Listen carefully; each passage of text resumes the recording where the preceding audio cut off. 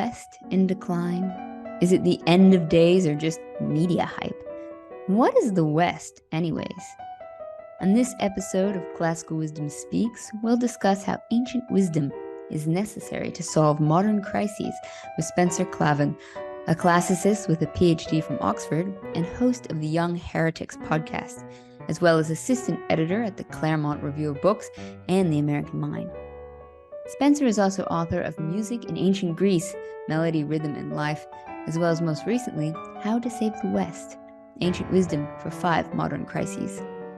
But before we delve into emetizing the eschaton, a quick reminder to check out classicalwisdom.substack.com for our free newsletter and articles. You can also support our classics-loving mission by subscribing either here on YouTube or on our site. Now, how can we save the West? Well, I wanted to just jump right in because I think it's a great book. It's very interesting, How to Save the West. But the premise, we have to always start with the premise, of course, and it's based on the idea that the end is nigh for the West. And I have to ask, is that definitely the case? I mean, do you think everyone's just sort of made fearful from the media and there's so much hype, or are we definitely in decline?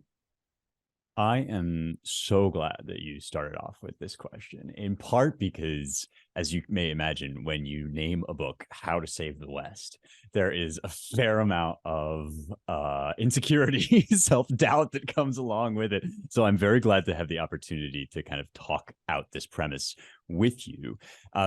In the opening, in the introduction of the book, I cite this passage from one of the minor works of Tacitus, the Dialogus, and it's a discussion, an imagined discussion among kind of erudite friends about who the better orators are. Are they the orators that are living today, or what about the greats of the past? And it's Marcus Aper, I think, who says there's this venomous defect in human nature which leads us to be forever yearning back to the good old days and despising the present. So it's very, very easy to lapse into this kind of nostalgic, misty-eyed sentiment about, oh, the past was so great and now everything is falling apart. And there are people who will sell that very kind of catastrophizing for no small amount of money. It's a very lucrative business to say everything's falling apart. And I think we have to balance that kind of self-awareness with the realization that things can get better and worse. You can be in times of greater and lesser trouble, and so it's not impossible to propose that things might be actually in a real rocky period. My thesis in the book is basically this. Nobody knows what's going to happen in the future. Nobody can project out 10, 20 years down the line and say everything's about to, fall apart. The fall of Rome is nigh. America is collapsing. But we have suffered a sea change in the world generally, and therefore also in the Western world, having to do with digital technology. And this new form of tech that has just revolutionized the way we relate to one another, the way we relate to physical space, the way we relate to ourselves and our bodies. It's dredged up these very fundamental questions like, what is man, right? What is a human being? What's our place in the universe? And how should we deal with things like the fact that we die, our mortality?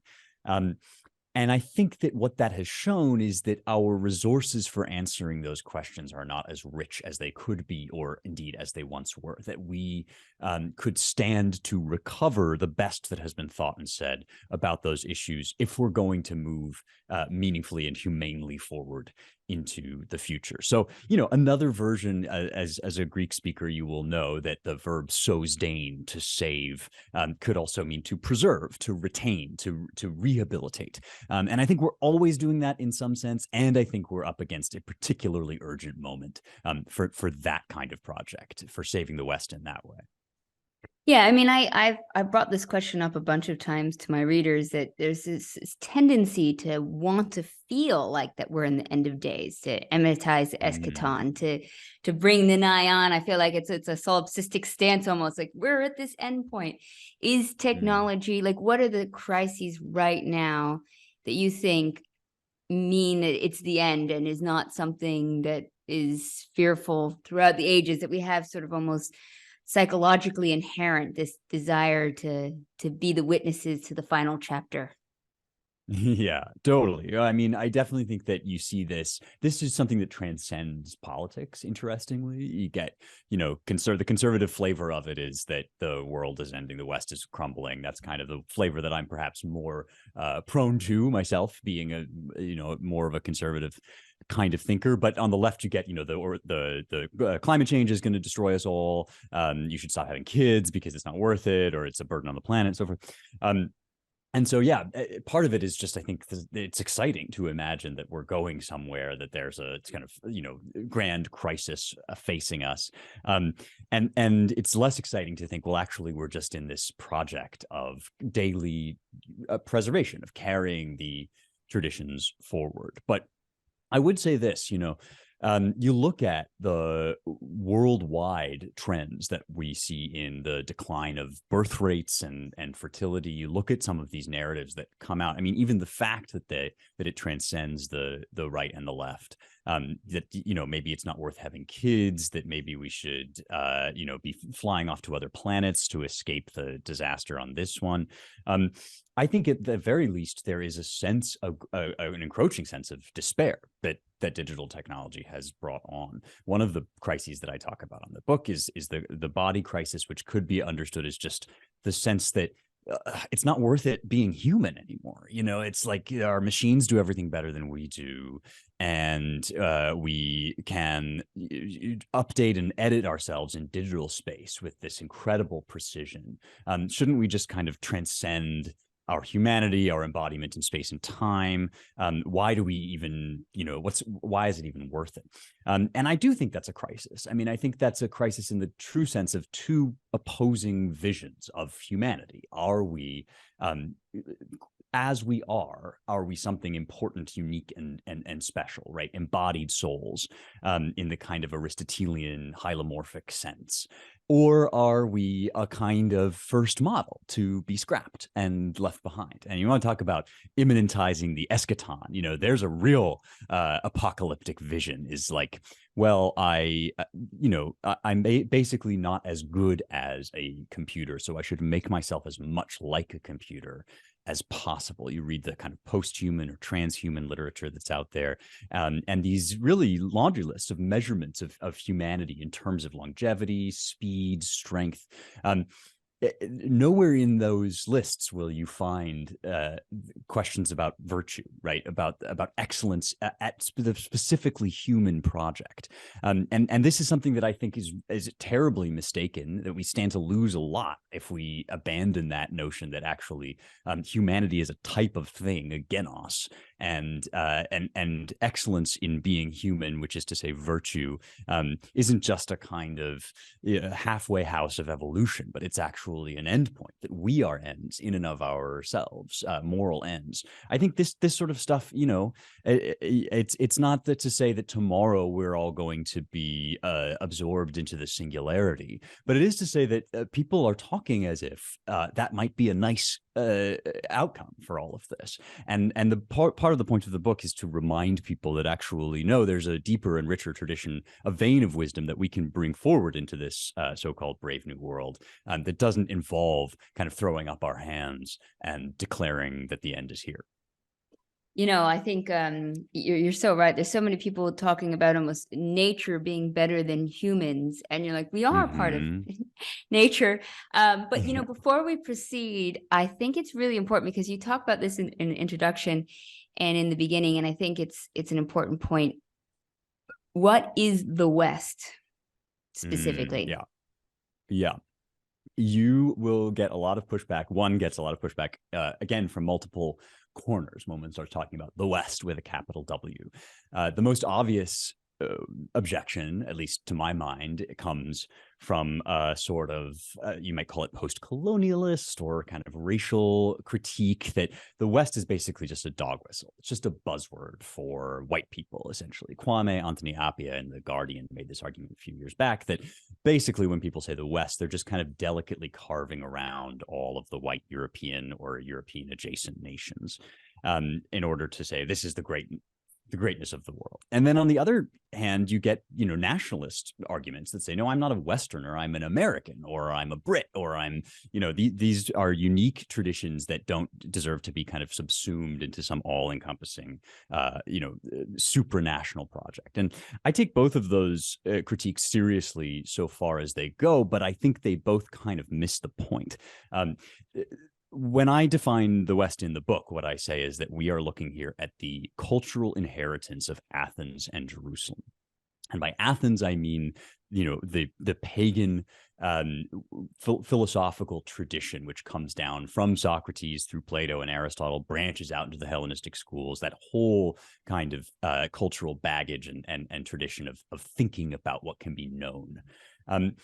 Then when I say Jerusalem, what I mean is the monotheists of the Near East, primarily first the Jews and then the Christians, right? And the scriptural tradition, the rabbinic tradition, the patristic literature that kind of interprets those texts. And one of the things that you immediately see when you talk about this is that is a real thing. That's not something that I made up. It's not a kind of construct that I'm applying to history. These cultures really did engage with one another. They met in some sense on the Areopagus at Paul's kind of evangelizing to the Greek philosophers, and they shaped the history of Europe, of the Roman Empire, and right down to the present day, to America, and to the way that our founding documents work. At the same time, it's not a prescription for some kind of rigid dogma. It has no racial character because, of course, Athens and Jerusalem already is kind of a racially multifarious group of individuals, and it contains within it multiple strains of tradition, of argument about certain questions, fighting back and forth. But I think, crucially, I believe very strongly that tradition is important, that it doesn't get to, we don't get to reject it just because it's tradition, just because it comes from some supposedly unenlightened past. That actually, if we want to understand ourselves, if we want to know why we think what we think, and if we want to develop our ideas about what is good, we need to be engaging with that tradition, because even if we do, say proudly that we are American, or we're French, or we come from this particular place, we also are inheritors of this larger tradition throughout time and history, which is a rich storehouse of insight for us, especially now, especially as we're up against all these questions that the digital age presents us with. I think it's so important to think about it as like the great conversations, and there are these conversations, and they don't necessarily need to be, okay, Aristotle's 100% right about everything. It's about having a dialogue, and people from all over the world can partake in that dialogue. I mean, I'm here in South America, and you go by any bus stop and there's the classics there. I mean, it's still very beloved, and even if the Western culture that has been inherited is not in one spot, it can be anywhere in the world. The ideas, I guess. Oh, sure. I mean, I mentioned, I mentioned in the book, Cardinal Sarah, who is a Ghanaian prelate. I mean, he's kind of in my view, one of the greatest living Western thinkers. Of course, we know that around the edges, you might say, of this tradition, there have been all sorts of people who have contributed to it, like the Arabic philosophers that I mentioned, who preserved the natural scientific texts of Aristotle, among others. And there are people in the book like David Hume that I take issue with, kind of argue with.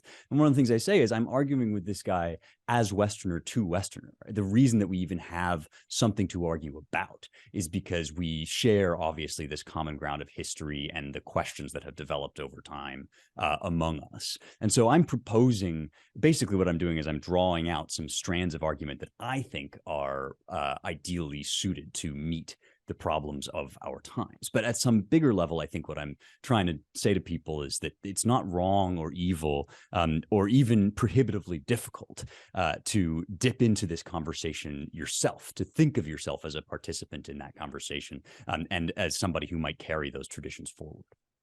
Certainly. And that kind of leads me to my next question, because in your premise is that it's for the ordinary people, that for everybody, and that they Mm. are the ones who are in charge of saving the West. Has this always been the case historically? I mean, do people sort of assume that the elites or the politicians should be doing it, or the academics or the intellectuals? Why address the common person?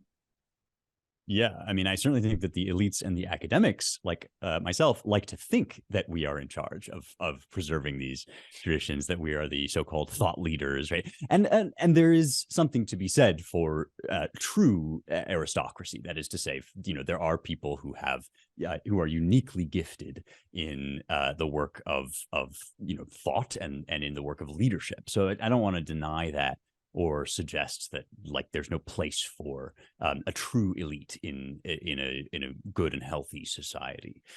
But I do think that we give short shrift to the ownership of the common man over these great ideas, even in eras before ours when literacy was much less widespread. And I mean, of course, there are always going to be people who rise to the top. There are going to be people who chart new courses ahead.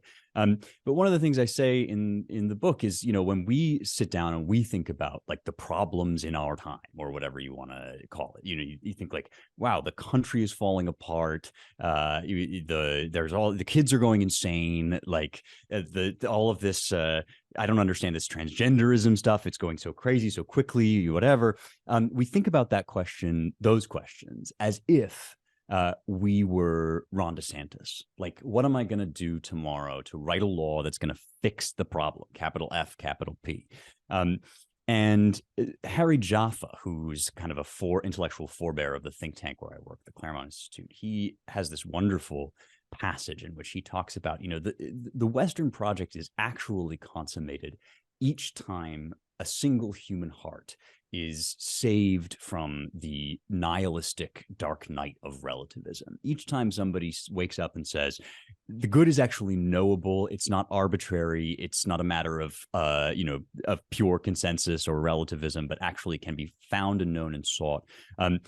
That's the whole point of all of this. And so, yeah, elites have an important role to play. And there have been times in history when elites were really the only people that had access to some of the texts that we're talking about. That's not the era that we live in now. And more fundamentally, the point of it all, right? The reason that these books have endured, the reason that these ideas have been successful, must surely be, at least in part, not that they furnish material for PhD theses or that they, develop lovely afternoons for people like you and me, but that they have something to say about being good at being human. Right. And if you can convey that to people, my sense has been, and I'm sure you've discovered this too, people will listen to you while they're driving their tractors. People will listen to you while they're out, cops will listen to you out on their beat. I have heard from so many people who listen to my podcast or watch read my work that, this stuff actually has come to matter to them. And I don't think that's an accident. I think that's the kind of the point of it all, even if there are a lot of other factors at play. The common man is the goal, ultimately, is the end point of all of this work. I sell during the holiday season a 644-page anthology of ancient Greek and Roman literature. I mean, it's a tomb. Yeah. And I see the addresses of where I send them to, and it is completely evenly distributed across the United States and around the globe, actually. Wow.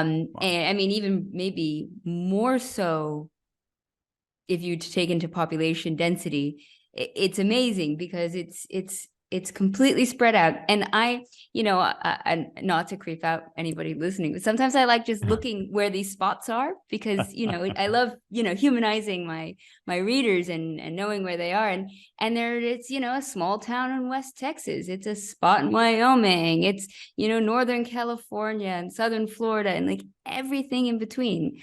And so I think it's great for people to realize that like it's something that actually can bring everybody together, is these great ideas, especially in a time, I think, in America when there's so much polarization, to realize that everybody can partake in this great conversation and Mm.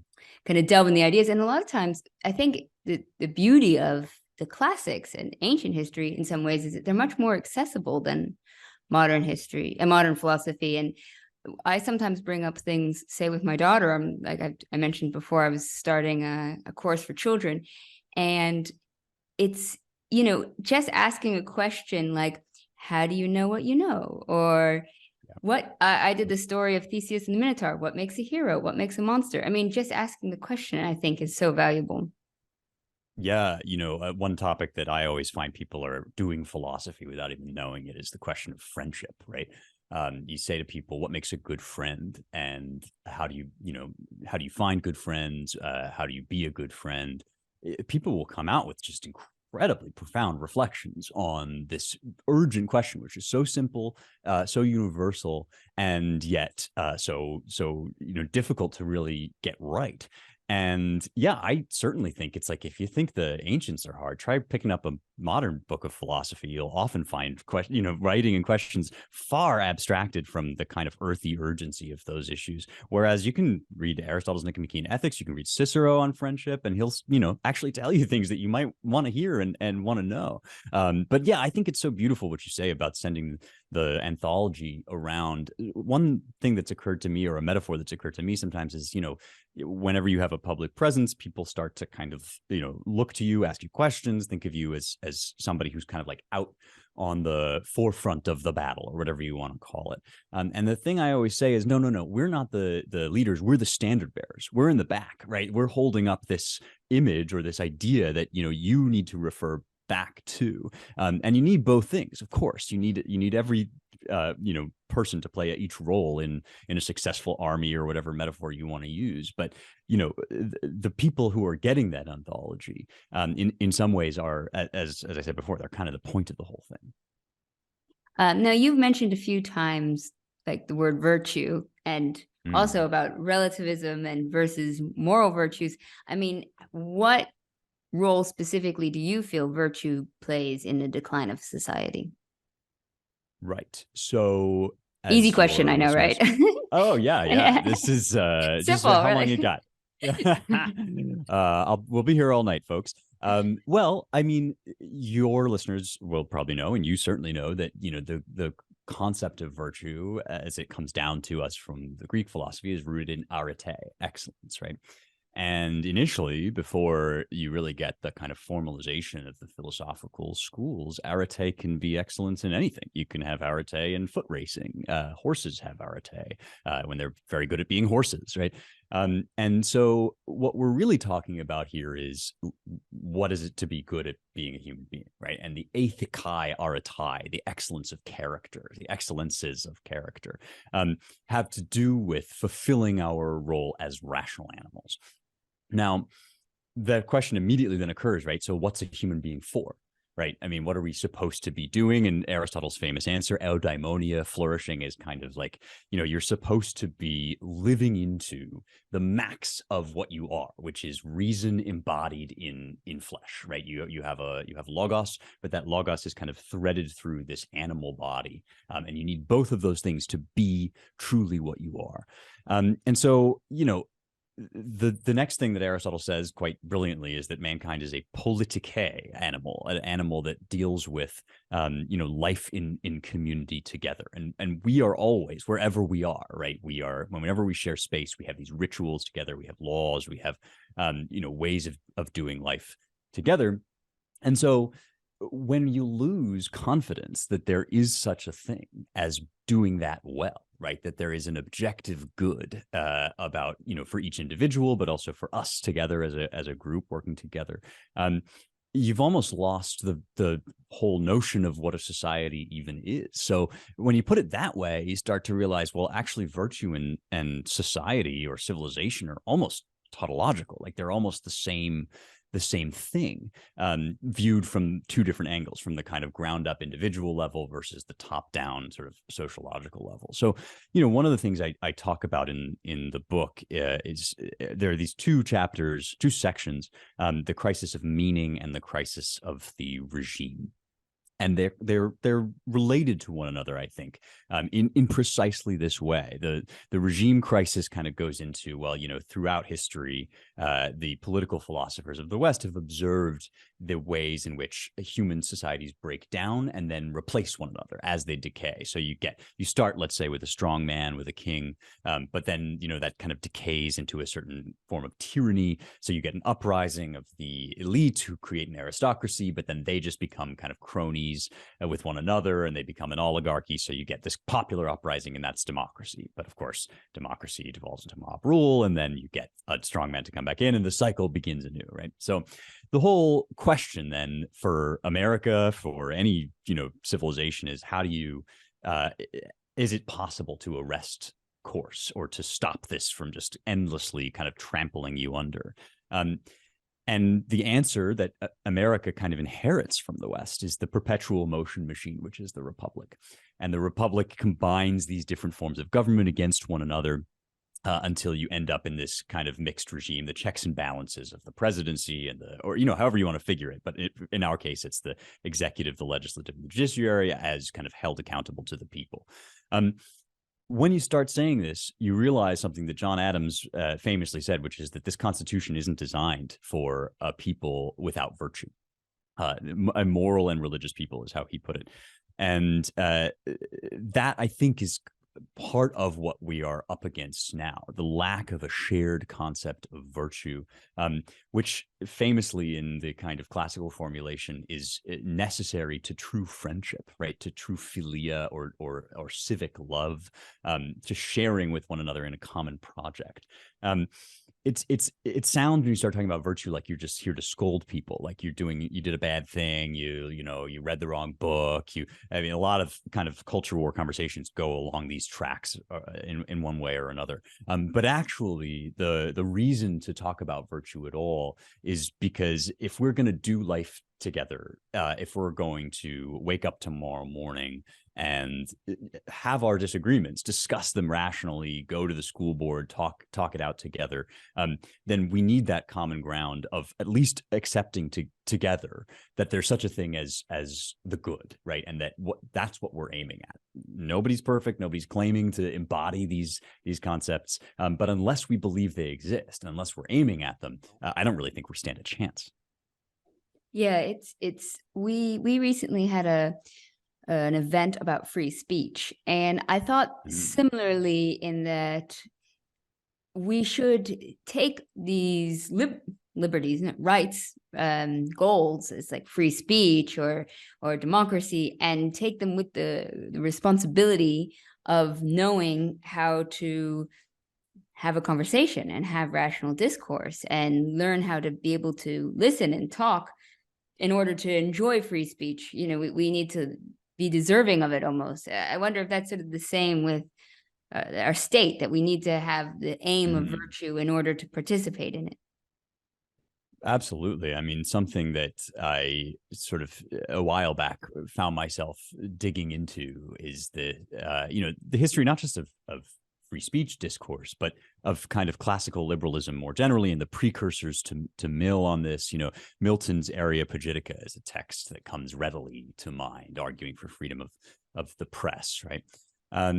And you notice that even in Mill, who's probably the boldest formulation of this, anything goes, let a thousand flowers bloom kind of mode of discourse, there's a passage where he says, of course, we all know that if a man is crazy and he is walking off a bridge, we can arrest his freedom. We can stop him from doing that because we know he didn't intend to walk off the bridge.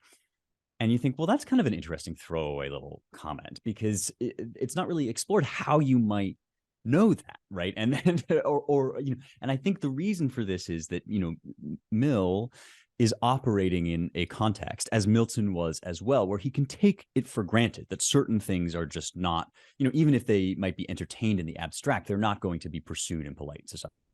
I mean, for Milton, it's atheism, for instance, right? Tracts are seriously arguing against the existence of God. Well, we all sort of know that that's never going to happen, right? And I think that those cultural assumptions which can be good or bad, but are always there. They're kind of like the they're kind of like the crown, and the libertarianism or classical liberalism is like the jewel that's set in that crown. It's not enough on its own to just have this thing, well, everything goes, right? You actually have to have this framework, this architecture around it. And that's what I talk about in the kind of last portion of How to Save the West, is that, these things are good. There's been a lot of argument lately that liberalism itself is kind of a disaster, and we should scrap it altogether.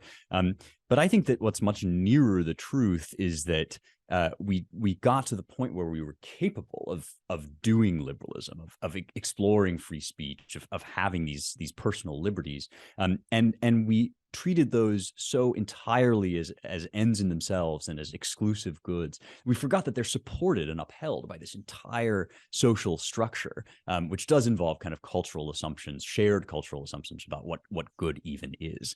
And I think we're back to a point where we have to recover that crown in which the jewel is set.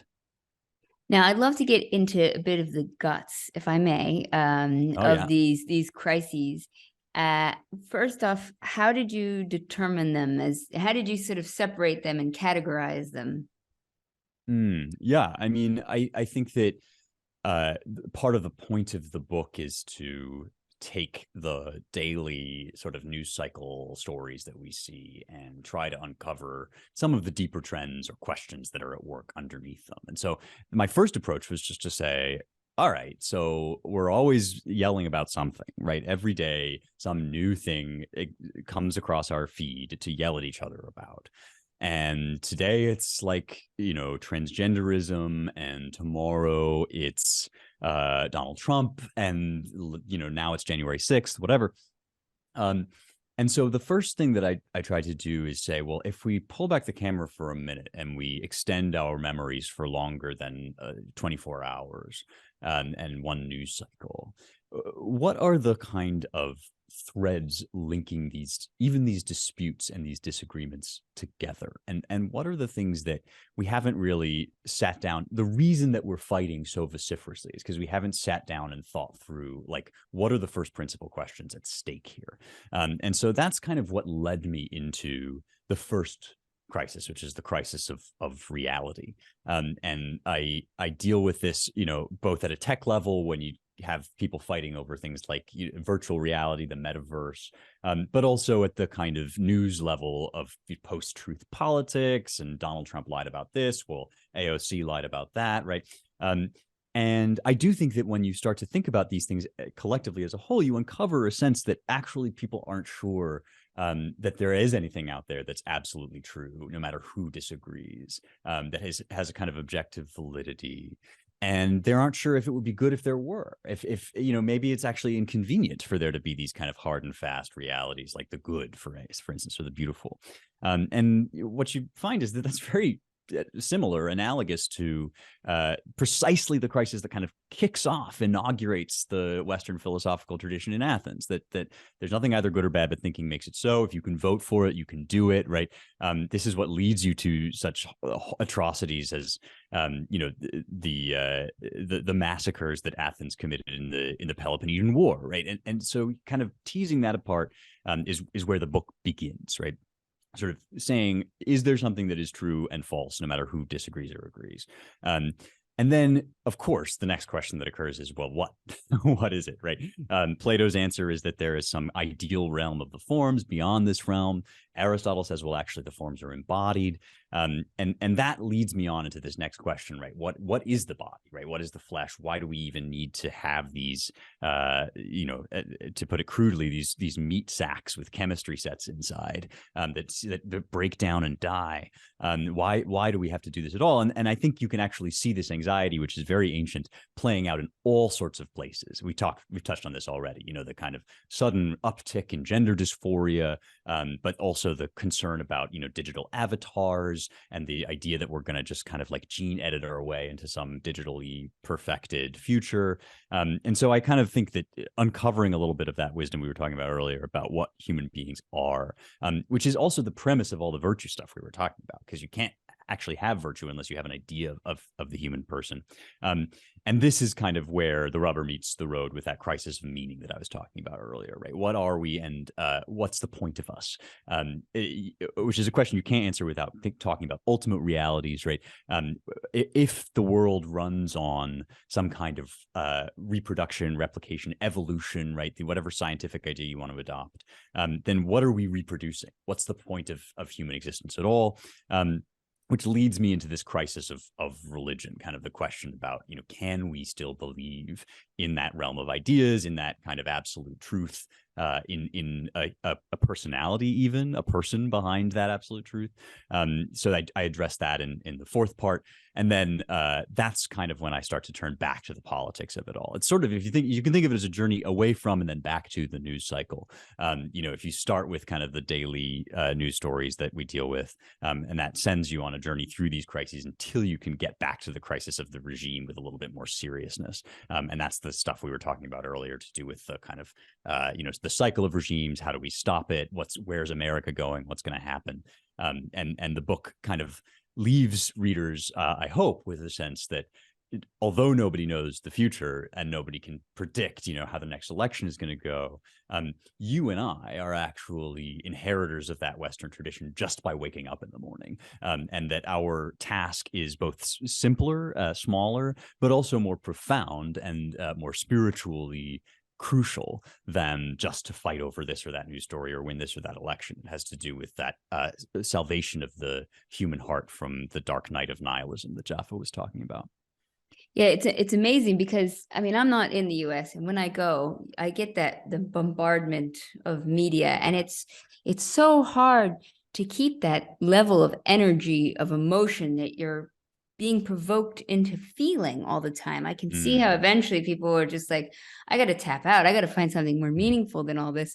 But you bring up the whole Plato's cave analogy in the beginning, and as you rightly pointed out in the book, that it doesn't go well for the philosopher when he points out to people about their current situation, that if they're staring at the shadows in the wall. And from my own personal experience, sometimes it's very tricky considering the level of emotion people have invested in every single news cycle. So are you getting sort of pushback sometimes when trying to say, like, let's look at the bigger picture or step back? Is there a strong reaction to some of the parts in your book? Yeah, well, the brilliance of the Republic is that the first scene is an interaction between philosopher and people who refuse to be convinced. Right. It's kind of it's done in this lighthearted way, but Socrates' friends waylay him and demand that he come spend the night at their place. And he says, what if I persuade you that I have to go home? And they say, what if we won't listen?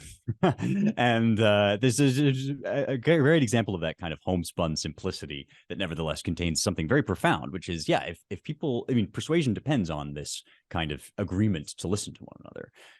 And the allegory of the cave ends instead with crucifixion and disaster, which of course Plato would have ruefully conceded is a very real possibility after having watched Socrates get, condemned to suicide, to forced suicide by the state, right? Luckily, nobody has yet ordered that I commit suicide by drinking hemlock, although if I get annoying enough, maybe somebody will finally recommend it.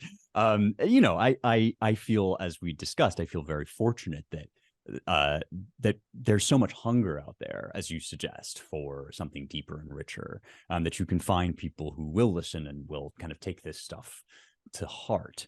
But at the same time, of course, you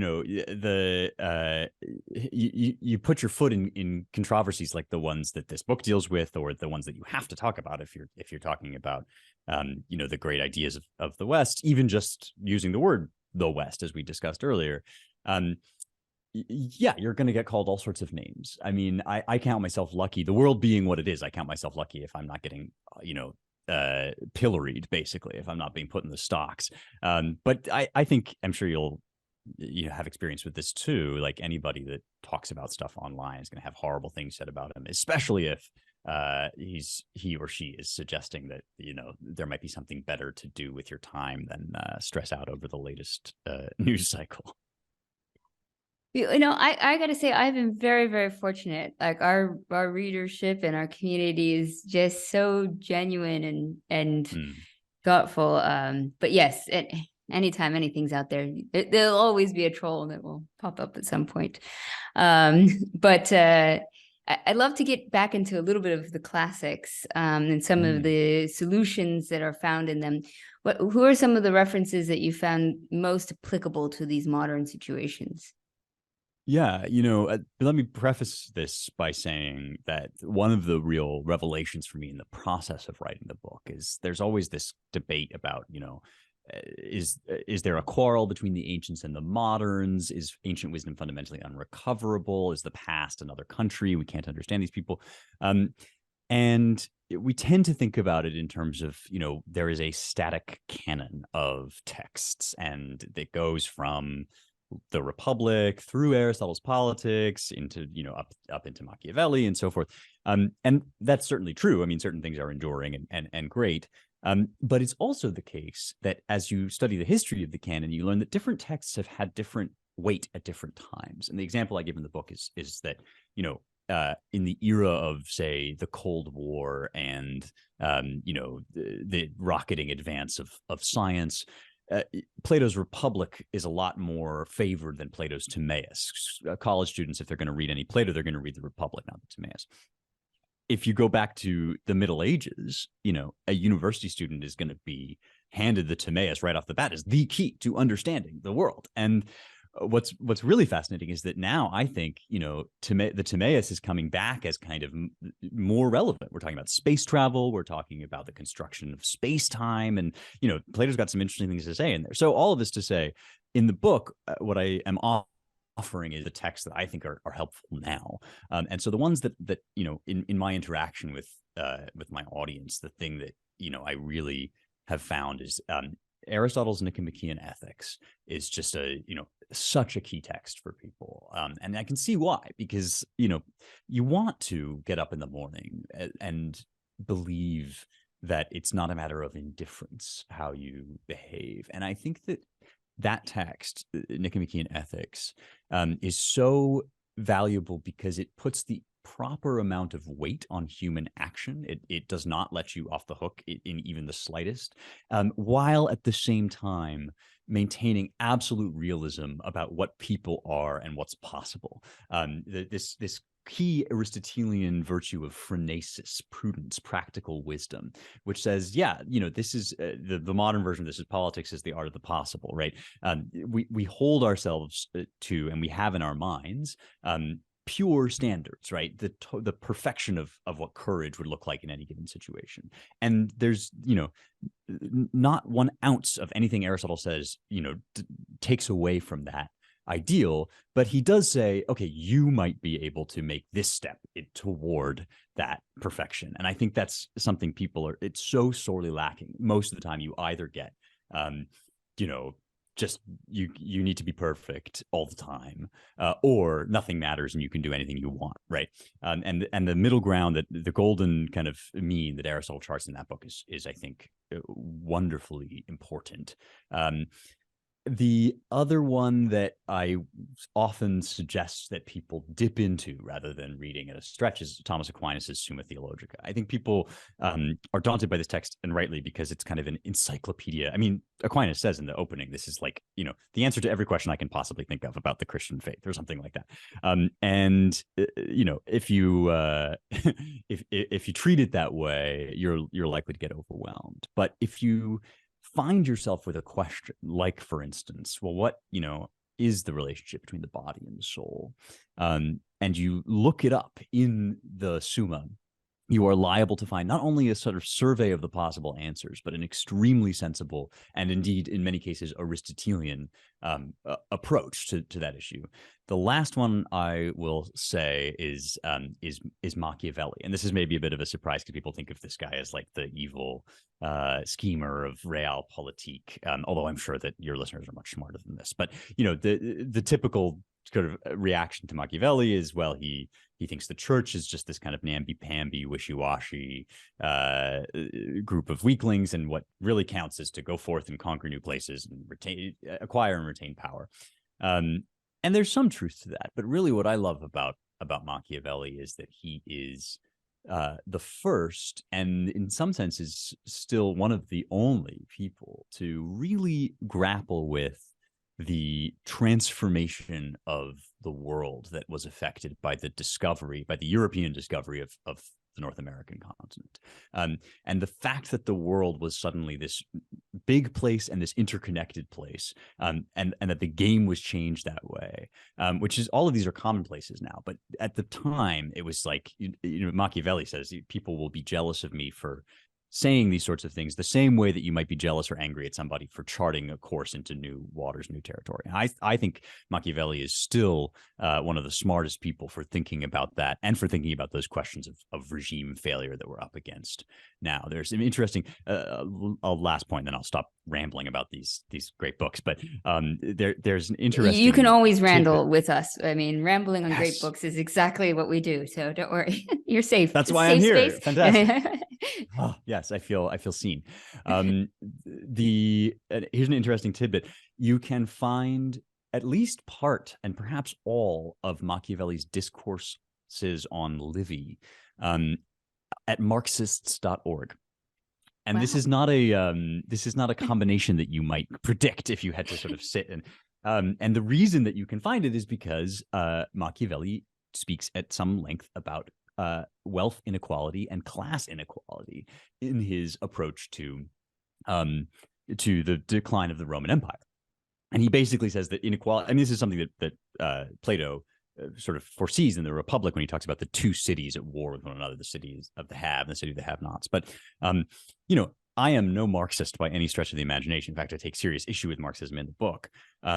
But I find it very interesting and kind of an antidote to our either-or politics, that just because you aren't a Marxist doesn't mean you can't think in an honest way about the challenges that extreme wealth inequality present to a republic. And so this is, I guess, an example of another thing that great books do, is because the authors that you're dealing with aren't up against the exact same political challenges or questions that you're up against, they sometimes cut interestingly through some of the kind of binaries that you've imposed on yourself. Like, I'm part of the red team or the blue team, so I have to think this way on this issue. It's like, well, Machiavelli is no slouch, and he's certainly no wimp, but he also recognizes that you can't let these, monopolistic enterprises get entirely out of hand.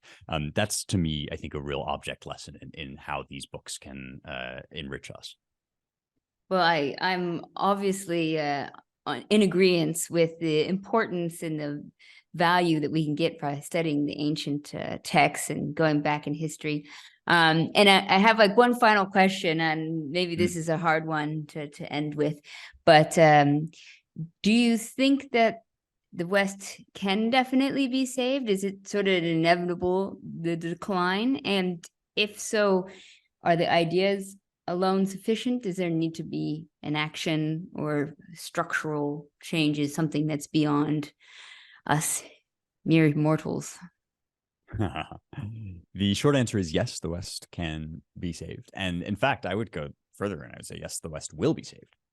The question is not whether these traditions are going to endure in some form, but what role we're going to play in the history of their development. And I say this because the question, can the West be saved, is not the same thing as will America fall one day, or even, what's going to happen in some of the terrible political crises that we're facing in Europe at the moment. Those crises are important. Their outcomes matter. I do not mean in any way to suggest that they don't. But they are also out of our control. And so if it were the case that, it depended, the future of the West depended wholly on the outcome of the 2024 election, let's say, then I think we would have to despair, because neither you nor I is able to kind of wave a magic wand and get the right outcome, the perfect vote, whatever, alas, right? But one of the things we learn, and this is the point really of that regime section at the end of the book, is that the traditions of the West have this curious habit of preparing for their own demise. And you get this right back at the beginning, with Herodotus, that some of the cities when I was young, some of the cities that are now great were small, and some of the cities that are now small were great, right? This real profound sense in Athens, especially, perhaps because of their own shocking upset against the Persian Empire, that, the greatness of cities comes and goes, right?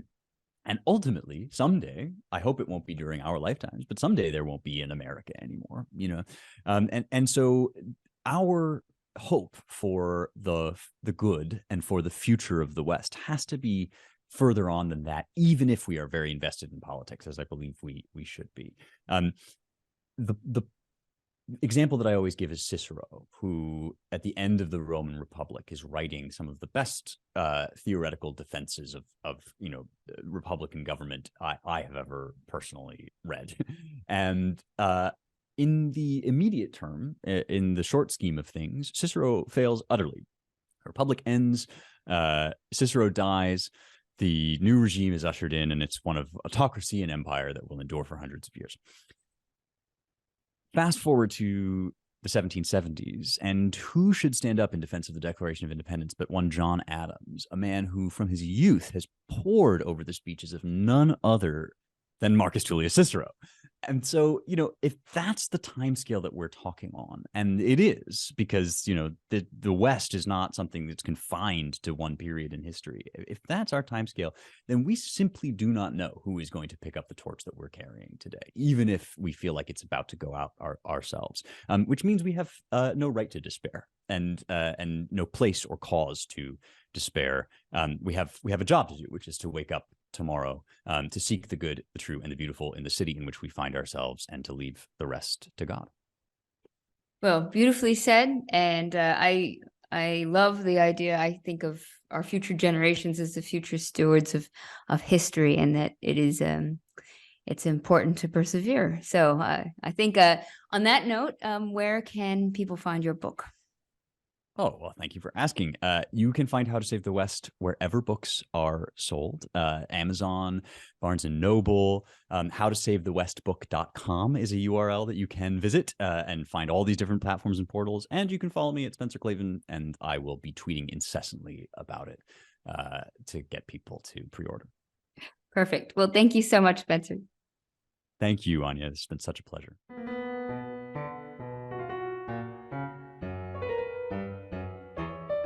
Thank you for listening to Classical Wisdom Speaks, a podcast dedicated to bringing ancient wisdom to modern minds.